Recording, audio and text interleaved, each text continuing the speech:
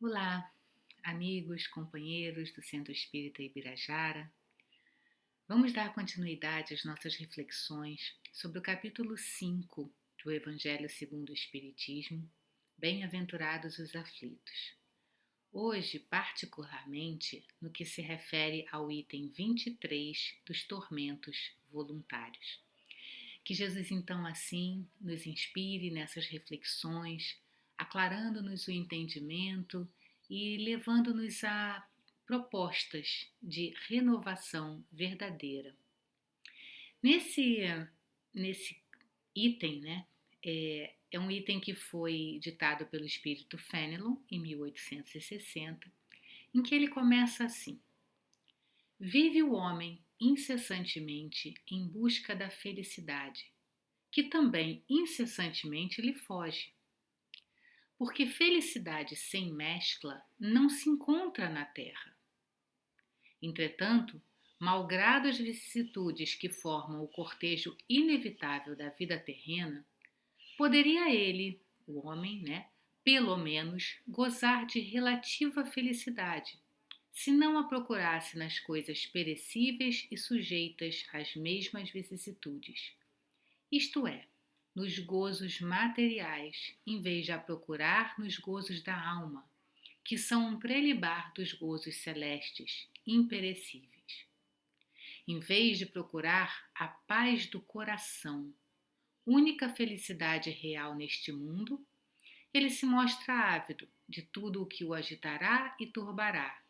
E coisa singular, o homem como que de intento cria para si tormentos que está nas suas mãos evitar. Então, assim, nesse primeiro trecho, Fenelon já chama a nossa atenção de que nós corremos atrás de uma felicidade que é quimérica, que é imaginária, porque não faz parte do escopo da Terra a felicidade sem mescla.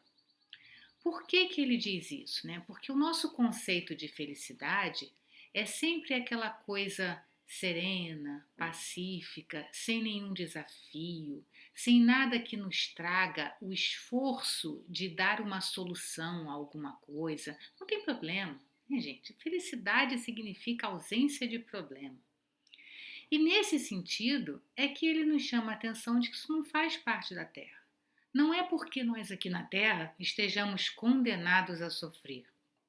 É porque estamos na Terra em processo de aprendizagem.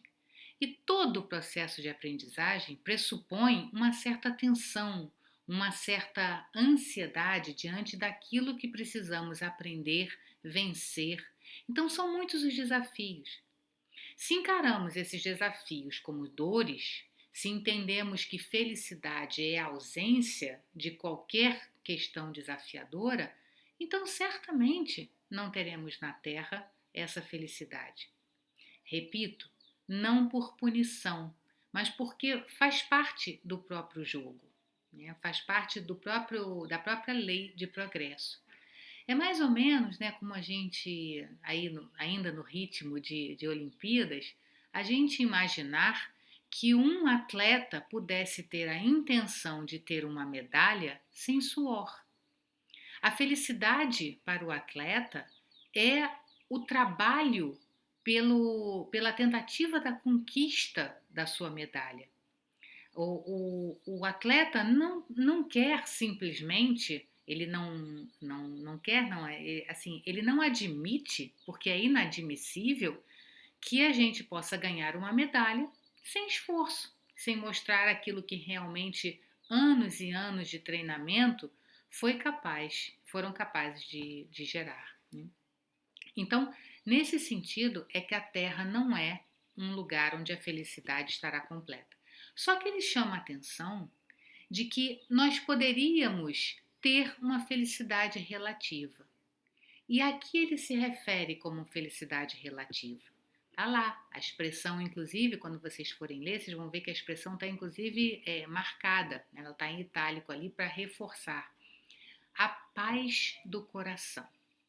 Então, todas as vezes que nós quisermos refletir sobre felicidade, essa reflexão passa pelo conceito de paz do coração. E aí fomos buscar em Joana de Ângeles, no livro Desperte e Seja Feliz, que é um dos livros da série psicológica da Benfeitora. Nesse livro existe uma página que se chama Luta pela Conquista da Paz. Então, só pelo título, a gente também já imagina que essa tal paz de coração é algo a ser conquistado e que essa conquista pressupõe luta. Novamente, vamos reforçar que luta não é guerra, luta não é sofrimento. Luta é depósito de esforço que fazemos para alcançar um determinado objetivo. Então, colocando esse esforço nesse processo de conquista da paz de coração, poderemos ser verdadeiramente felizes dentro desse momento em que nos encontramos como espíritos em evolução. Diz ela, né, no meio dessa mensagem, é assim: se anelas realmente pela conquista da paz, ouve o chamado do Senhor propondo-te renovação. Então, se a gente deseja realmente a paz, a gente tem que ouvir o chamado do Senhor que nos propõe renovação. Aí, normalmente, a gente pensa assim: não, mas eu já ouvi o chamado do Senhor. Olha só como é que eu abraço, por exemplo, no nosso caso, né? Como que eu abraço a doutrina espírita, como que eu realmente leio os livros, eu assisto às palestras, eu procuro colaborar, eu acredito firmemente naquilo que eu professo. E aí, a benfeitora, um pouquinho mais para cima, diz para a gente assim: não poucas vezes tens sido convidado à mudança de atitude mental e comportamental, por meio de 1000 mensagens que te têm chegado à razão. Então, ou seja, aqui ela realmente está nos dizendo que não são poucas as vezes em que nós recebemos esse convite através desse próprio estudo, através desse nosso próprio contato com companheiros que abraçam esse mesmo ideal. Então, são vários os convites que nos chegam. Raramente tens-lhe concedido receptividade, e quando tocado por algum desses convites, tu substituis pelos conteúdos viciosos da tua aclimatação habitual. O que ela quer dizer aqui? É que nós recebemos esses convites, mas nós raramente perseveramos neles, porque a gente rapidamente cai de novo no que ela chama de conteúdos viciosos da tua aclimatação habitual. Então, temos o hábito de viver naquela postura mental de achar que eu não sou feliz, eu sou um espírito muito inferior e por isso que eu tenho que ficar aqui na Terra sofrendo mesmo. Ou eu não entendo, um dia eu vou entender por que fulano, beltrano, que nem são tão bons quanto eu, tem muito mais sorte nessa vida do que eu. Então, apesar de abraçarmos o conceito da reencarnação como oportunidades de aprendizado, quantas vezes, se formos sinceros conosco mesmos, quantas vezes não nos pegamos questionando aquela coisa do tipo: mas por que eu? Tudo bem que eu não sou um espírito de luz, mas será que também tudo que eu tenho feito eu não merecia um pouquinho mais de recompensa? Então, isso é o nosso padrão habitual. Nós somos viciados mentalmente nessa reclamação, nessa tendência à autocompaixão. Autocompaixão no sentido de vitimização, e não aquela autocompaixão positiva que devemos ter com o entendimento dos nossos próprios erros como parte do processo evolutivo. Mas temos aquela tendência a sermos a vítima, a sermos o infeliz que não tem a sorte na vida e que não merece nenhuma recompensa por tudo que tem feito de bom e de positivo. Então, Joana nos diz: liberta-te do entulho mental. Então, essa paz do coração, ela tem muito a ver com a forma como encaramos aquilo que nos acontece, o modo como decidimos identificar naquilo que nos ocorre como uma infelicidade e não como uma oportunidade de crescimento e de ampliação dessa nossa conexão com o divino, com a perfectibilidade que nos cabe, né? Com esse esforço que precisamos ter constante de que cada atitude, cada pensamento tem que estar voltado ao que Joana também sempre chama atenção na sua obra, né? É o que essa situação quer me ensinar. Nenhuma situação nos chega como punição, nem mesmo aquelas que são reflexos dos nossos vacilos em encarnações anteriores. Essas oportunidades surgem novamente para que possamos refazer e reaprender, nunca como punição. Eu não me canso de repetir isso, né? Aqueles que têm me ouvido de outras vezes sabem que eu faço um ponto muito forte disso, porque a nossa conexão com o Pai é uma conexão de Pai, de bondade, de amor. Não é aquele pai que, você errou, então vem cá, vai ser punido. Isso também é um vício mental de que nós sempre olhamos para procurar o erro e quando há um erro, o nosso primeiro olhar é sempre do cadê o culpado deste erro para que a gente possa puni-lo. Então, assim, é um certo sentimento mal, né, que a gente tem de vingança e tudo tem que ser vingado, tudo tem que ser corrigido.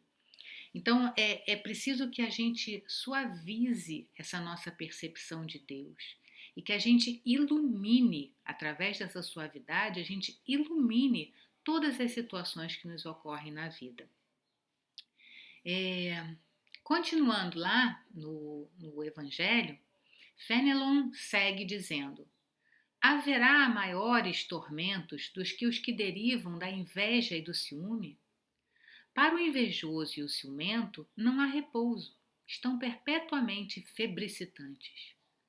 O que não tem e os outros possuem lhes causa insônias. Dão-lhes vertigens os êxitos de seus rivais. Toda a emulação para eles se resume em eclipsar os que lhes estão próximos.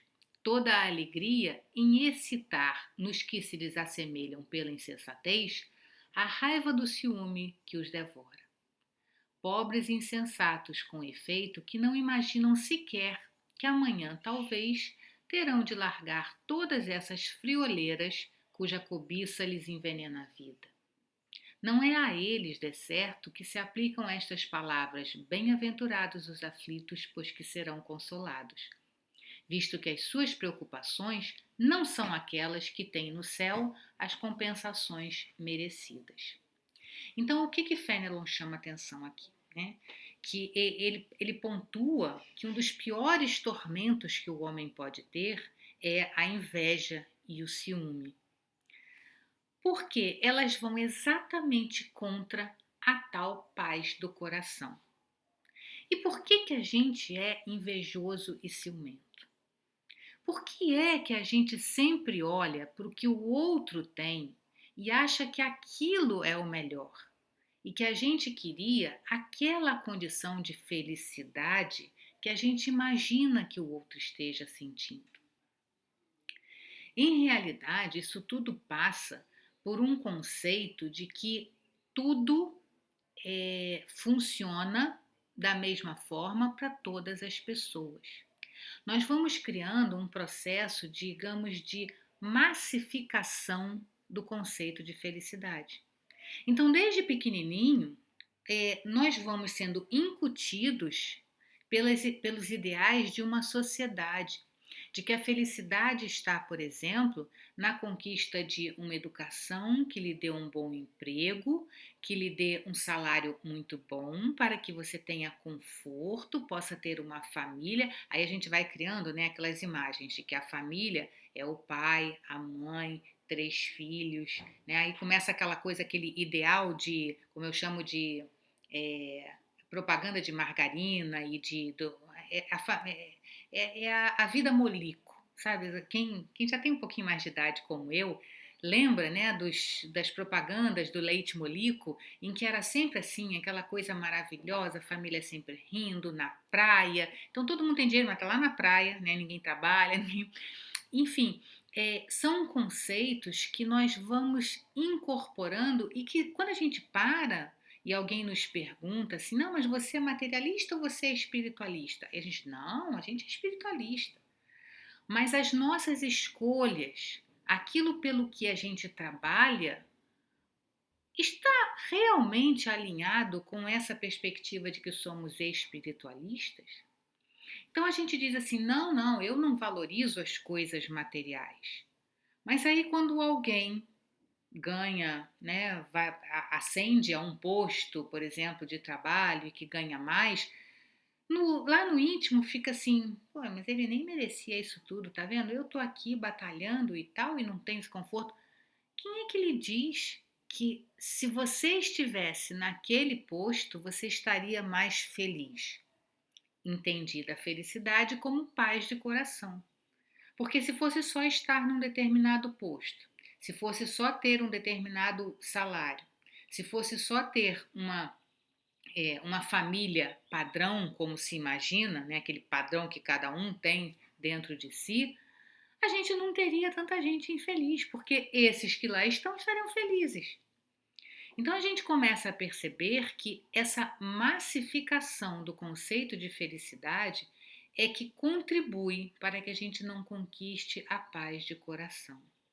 Porque a paz de coração estará alinhada ao meu ideal, aquilo que eu sinto em mim, que é a minha tarefa, o meu objetivo a buscar nesta encarnação.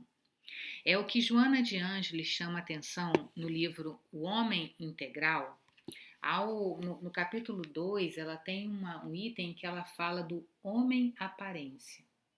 Homens aparências seriam exatamente aqueles que vivem corretamente de acordo com os padrões impostos pela sociedade, sem ouvir o chamado do próprio coração de o que lhe cabe desenvolver.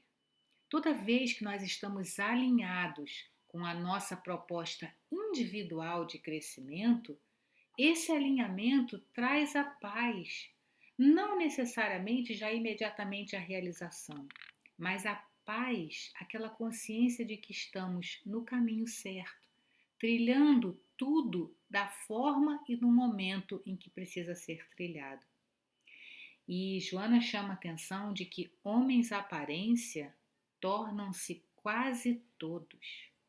Olha que forte isso, né?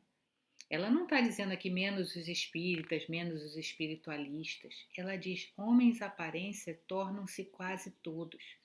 Porque é o nosso hábito, é o nosso vício mental de nos programarmos para agir de acordo com aqueles padrões que todo mundo aceita. Porque é muito mais confortável, né, gente? Se a gente não precisa brigar com ninguém a respeito de um determinado ideal. Todo mundo tem aquele mesmo ideal, então todo mundo está seguindo aquela linha. Ninguém discute, ninguém tem controvérsia com relação a isso. Quando eu me levanto para dizer, não, eu não quero aceitar aquele emprego que ganha mais. Porque com esse emprego que ganha mais, eu não vou ter tempo, por exemplo, para desenvolver uma série de outras coisas que eu quero fazer fora do meu trabalho profissional. Isso é uma catástrofe, isso é uma heresia. Vem todo mundo em cima de você, do tipo assim, mas como assim você não vai abraçar esta oportunidade? Esta é uma oportunidade alinhada com valores materiais. Não estou dizendo que a pessoa não possa aceitar, porque de repente esse serviço está alinhado com os seus valores íntimos.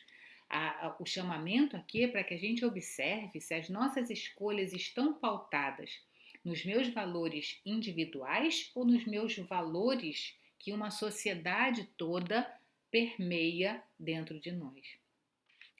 Então ela diz: calmos ou não, fortes ou fracos, ricos ou pobres, enxameiam num contexto confuso, sem liberdade. Sem liberdade. Porque essa liberdade que a gente tanto quer a gente abre mão dela na hora em que a gente faz as escolhas individuais baseadas nos valores de um grupo. Isso não é ser livre, é poder fazer as próprias escolhas. E ela diz, no entanto, em regime político e social de liberdade. Então, assim, aparentemente, a gente tem essa liberdade de escolha, a gente é que não faz uso dela. Prosseguem avançando, e aí ela para e diz, ou caminhando em círculos. Porque realmente fazer essas escolhas de acordo com o grupo, isso é avançar? Se a minha proposta é o desenvolvimento meu como espírito imortal, se eu estou só seguindo padrões de um grupo, eu estou realmente avançando ou eu estou andando em círculos? E ela finaliza: desnorteados na grande horizontal das conquistas de fora, temendo a verticalidade da interiorização realmente libertadora. Olha que bonito, né? Essa parte da. Realmente, Joana, muito inspirada aqui, porque a gente fica desnorteado na grande horizontal de conquistas de fora. Ou seja, a gente está sempre baseando as nossas escolhas e abrindo mão da nossa liberdade, seguindo rumos pré-traçados, como se tudo fosse para todo mundo bom. Temendo, a gente faz isso porque a gente não quer o esforço de encarar essa verticalidade da interiorização realmente libertadora. Então, enquanto a gente está vivendo os padrões do mundo, a gente está está vivendo nessa horizontalidade. Quando a gente se interioriza, a gente se verticaliza no sentido de objetivos superiores. E isso traz a verdadeira liberdade. E esse é o sentimento que deixa no coração a paz, que é a felicidade que podemos ter nessa terra.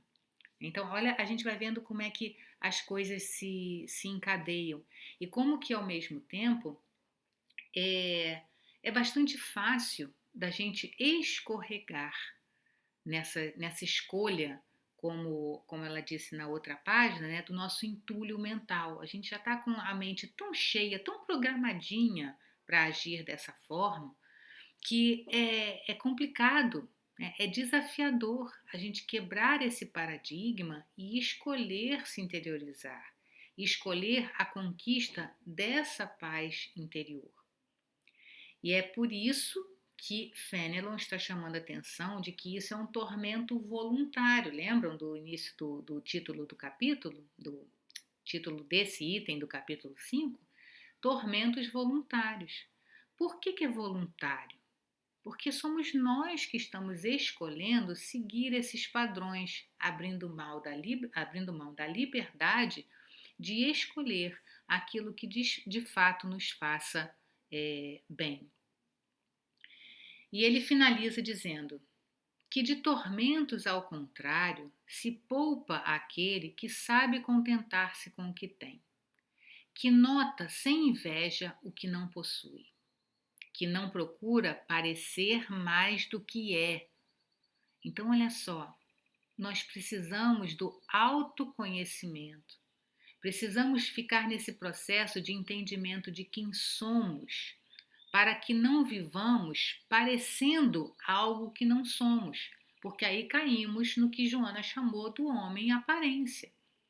Então, a gente tem que tomar cuidado até com isso, porque com o próprio conceito da transformação moral, que é o nosso objetivo, que a doutrina espírita nos ensina, quantas vezes nós passamos a simular comportamentos que não realmente vêm do coração, mas é porque a gente quer parecer que é bonzinho, quer parecer que é caridoso, quer parecer que é tolerante, porque é assim que eu aprendi que eu preciso ser, mas eu não sou ainda aquilo de fato. Então, o que ele diz aqui é a gente não pode procurar parecer mais do que a gente é de fato. Esse é sempre rico, porquanto se olha para baixo de si e não para cima, vê sempre criaturas que têm menos do que ele.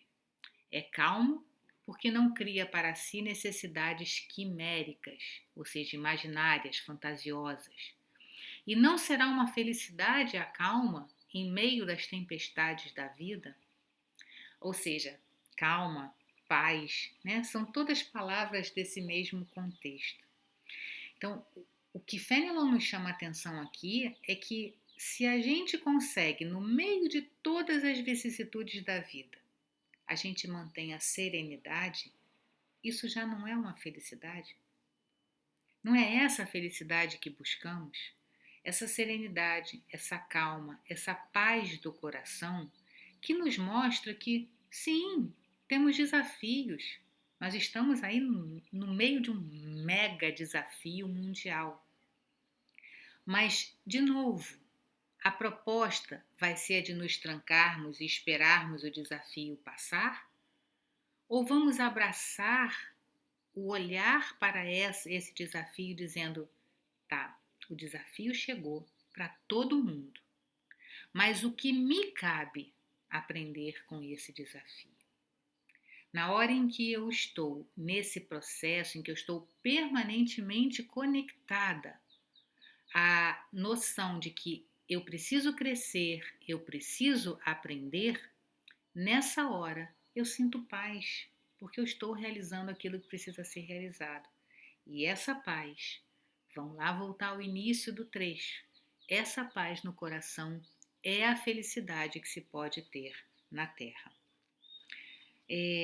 Ainda ouvindo Joana, dessa vez no livro Psicologia da Gratidão, ela nos faz uma correlação entre paz e autorrealização. Ou seja, não é a gente realizar aquelas propostas que fazem parte do mundo, aquelas propostas que vão ao encontro dos valores que a sociedade quer. Autorrealização é a realização própria, é a realização daquilo que eu, como espírito imortal, sei lá no fundo que preciso realizar. E ela diz que ela faz uma correlação entre autorrealização e paz. E ela comenta que essa autorrealização é um estado interior de satisfação e de confiança nas possibilidades de que se dispõe e estão sempre sendo colocadas a serviço do melhor. Olha se não é o que Fenelon nos diz ali, né? Que se a gente olha não para cima no sentido de que, olha, tá vendo, aquele espírito já é de luz, ele que já é feliz. Fenelon nos diz, se a gente olha para baixo, olha, não precisa nem olhar bem para baixo, a gente pode olhar para o lado, né? E a gente vai ver quantos espíritos estão nessa mesma busca de conquista que nós. E quantos não estão identificando os recursos que estão a seu dispor.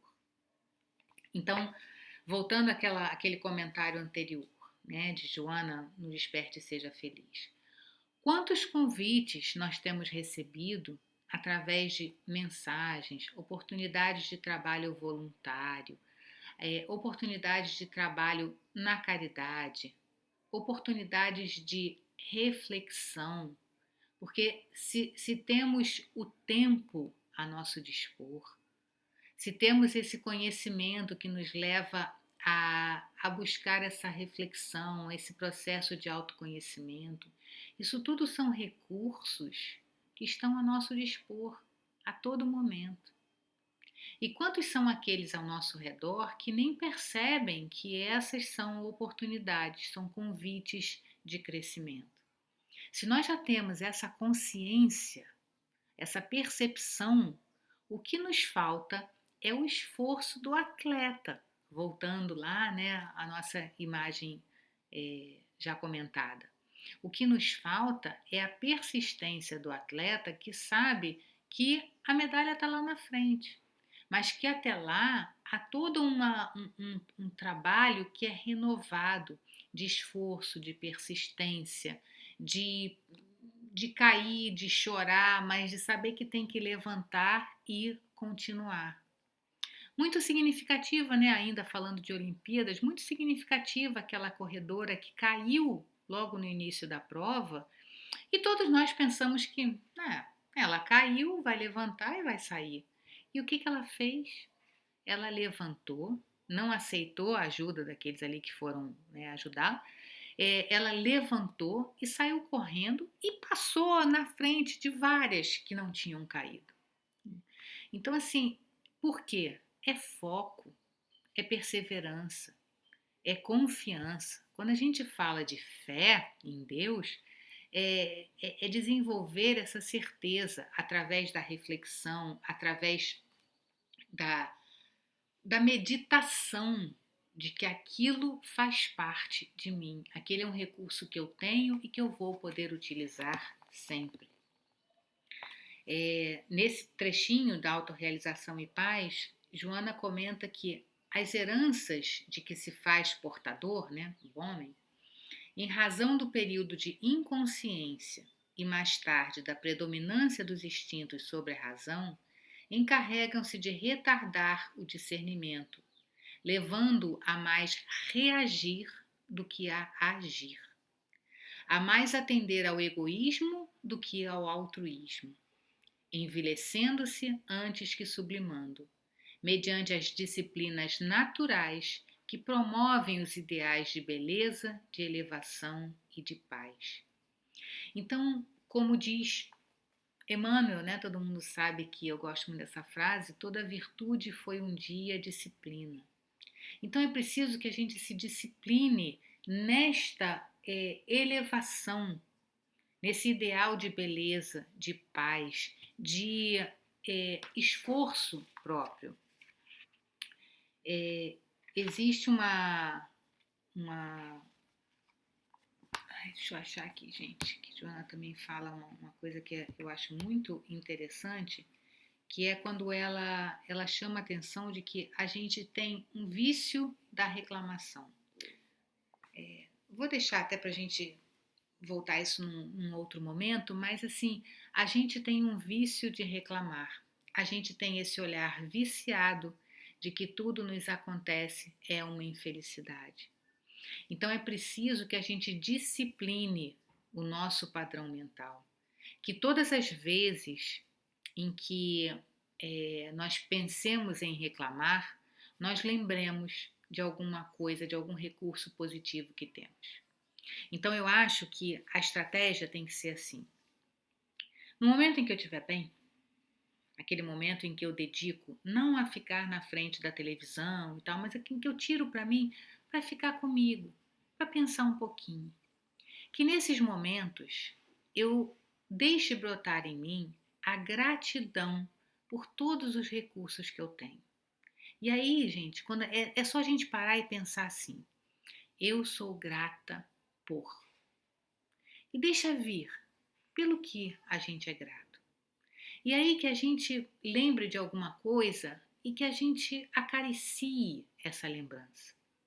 Aí na hora em que a gente sentir aquela raiva, em que a gente sentir aquela tendência à reclamação, a gente puxa, porque aí está bem afloradinho, né? Porque se a gente for tentar, na hora da reclamação, pensar no que é grato, é muito. Aí o desafio é a gente querer, né, sair do primeiro passinho ao corredor da maratona. Então, a gente tem que ir programando o nosso cérebro, trabalhando a nossa casa mental. Então, nos momentos tranquilos e serenos, eu reforço a minha gratidão pelos recursos que eu tenho. E aí, na hora em que eu tiver aquela tendência à reclamação, eu puxo aquele recurso, aquela gratidão que eu cultivei, para mostrar que eu tenho recursos para encarar os desafios que me acontecem. E aí eu baixo o nível de reclamação. Porque viver nesse clima de reclamação é escolher não ter paz. Escolher não ter paz é um tormento voluntário, porque eu escolhi não viver naquele estado sereno e sempre reclamando e sempre achando que só comigo que essas coisas acontecem. Então, esse é um exercício, essa é uma disciplina. Quanto mais a gente for capaz de praticar isso, mais isso vai se tornando espontâneo. Essa é a libertação do entulho mental a que Joana se refere. É a gente mudar o padrão com que a gente pensa. Então, aos poucos, mas com perseverança e constância. Não é, vou fazer isso hoje, porque hoje nós refletimos sobre isso, e aí depois só vai lembrar disso daqui a 3, 4 meses, quando alguém comentar, tinha uma vez tinha falado uma coisa assim. A gente precisa de constância.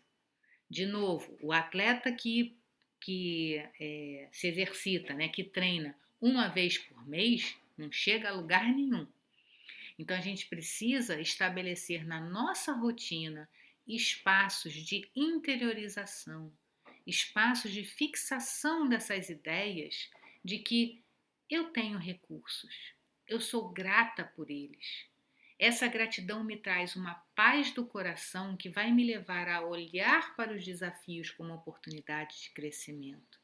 E esse alinhamento com a proposta divina de progresso como espírito imortal, esse alinhamento é a verdadeira felicidade. Que Jesus então abençoe os nossos propósitos de sermos melhores.